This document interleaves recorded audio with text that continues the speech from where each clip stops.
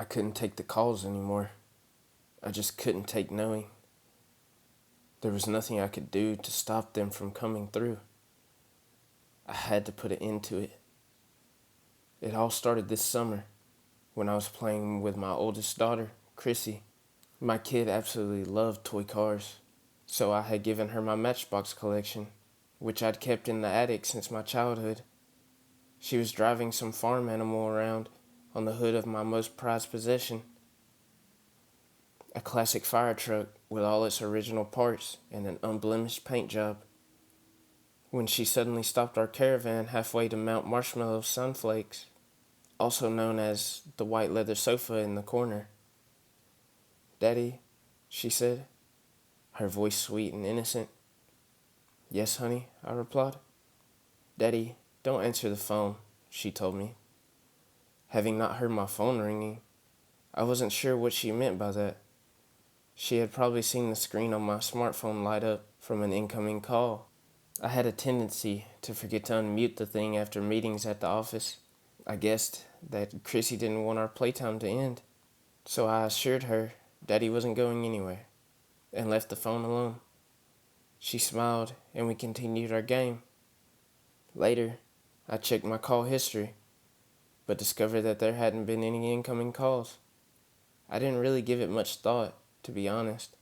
A few weeks later, the same thing happened while we were playing doctor and giving Mr. Fuzzy Wuzzy his annual checkup. Chrissy looked up towards the kitchen and dropped her stuffed bear. "Daddy, don't answer the phone," whispered Chrissy in a frightened tone. This time, I chose not to heed her warning. I got up to check my smartphone right away. No incoming calls. Following Chrissy's gaze, I realized that she was actually looking at the old telephone on the kitchen wall. We had disconnected the landline and unplugged it years ago. My wife had been asking me to take it down since the day I'd canceled our residential phone services. We had both gotten cell phones and wanted to put the money towards something more useful. The bulky white device was screwed into the wall. I kept forgetting to dismount it whenever I had my tools out, and I was too lazy to get them from the garage for such a menial task. I'm shocked my wife didn't wind up removing it herself since it bothered her so much. "Honey, that's not a real phone. No one's calling," I told Chrissy, ruffling her hair. It took Chrissy a few moments, but she eventually went back to playing as though nothing had happened. It was probably some kind of new game she had learned in school or something. She was 7 and had a bunch of imaginary friends. Maybe she'd gotten into an argument with Princess Pufflecakes, and she didn't want to take her call. I didn't worry about it too much. It wasn't until the third imaginary call that I started to get concerned. Chrissy and I were having a Ninja Turtles tea party. I was dressed in a pink tutu with Michelangelo's bandana and a crown on my head. Never underestimate what a father would do to put a smile on his kid's face. Chrissy grabbed me by my frilly skirt, looking absolutely terrified. "Daddy, don't answer the phone," she pleaded.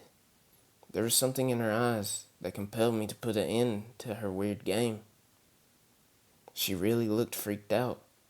I no longer thought she was playing some kind of reverse psychology Simon Says. If she was making it up, why did she look genuinely worried?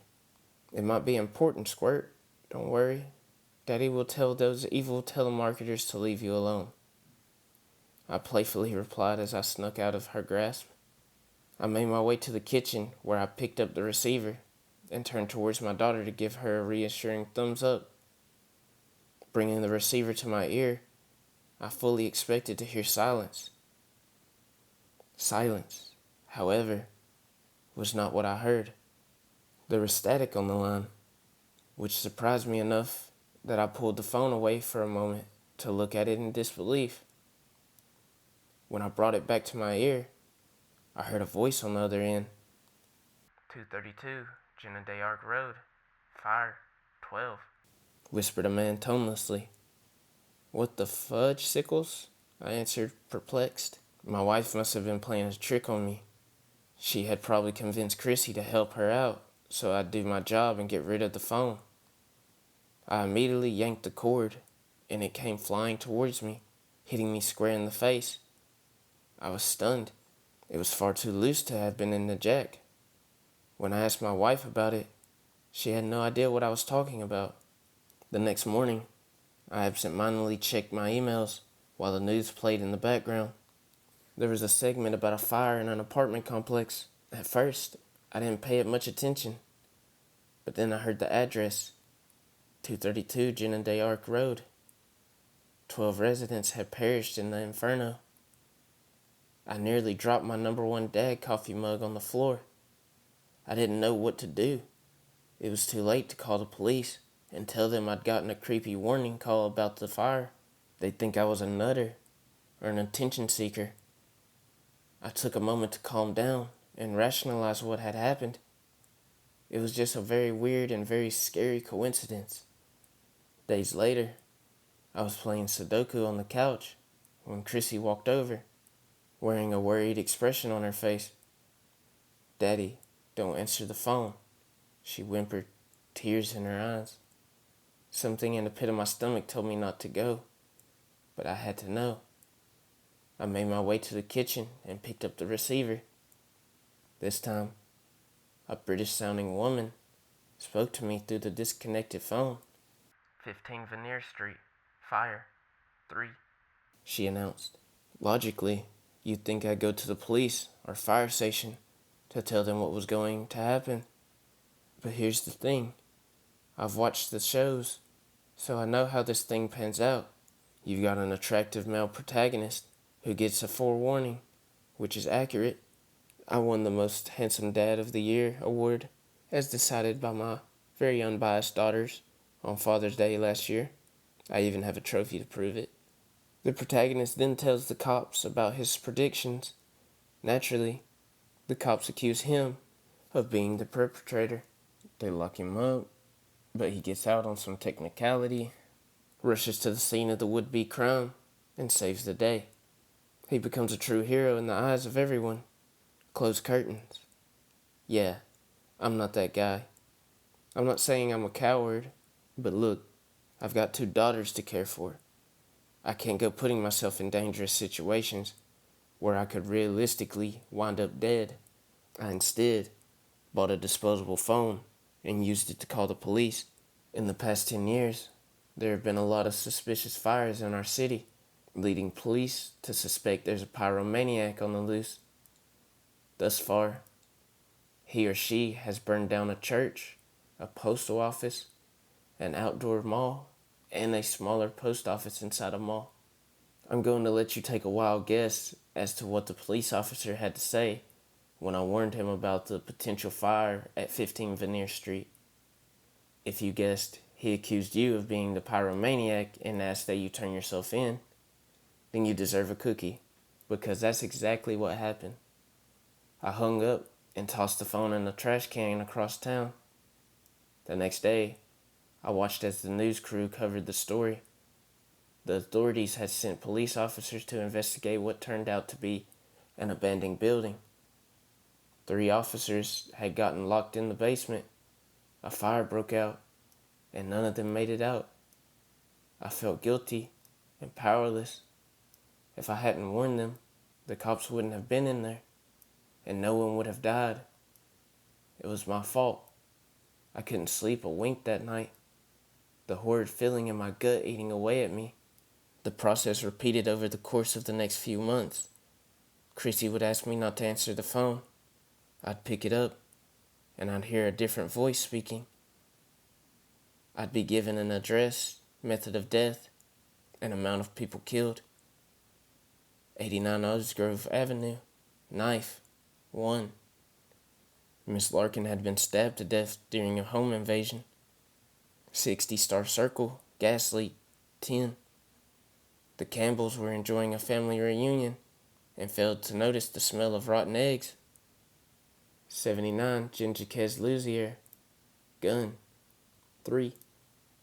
Maria, Jamie, and Allison were shot dead while walking home in the early hours of the morning. And so on and so forth, until I just couldn't take it anymore. I remember all their names and faces. I saw them on the news reports.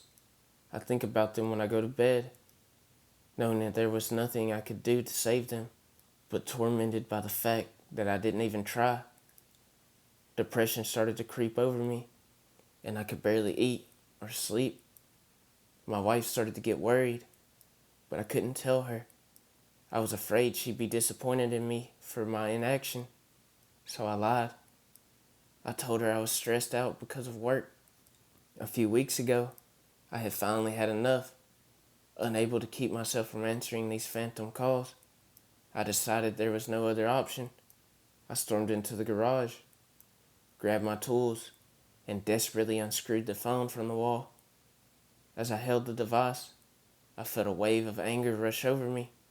This thing, this damn telephone, it had caused me so much grief. I took it to the driveway and furiously smashed it into the concrete with a hammer until there was nothing left but dust and debris. When it was over, I cleaned the mess. The sensation of freedom was euphoric. My whole body tingled as my heavy burden lifted from my shoulders. That night, I made our favorite family meal and dessert to celebrate. My wife was relieved that I had gotten over whatever it was that had been bothering me, and overjoyed that the eyesore in the kitchen had finally been removed. I have a piece of advice for you. If you have a disconnected landline and haven't gotten around to removing it, please take a lesson from me. Get rid of it immediately, and above all else, do not pick up the receiver. My life has returned to normal since I got rid of the wretched phone. As I am typing this, my wife has given our youngest daughter a bath.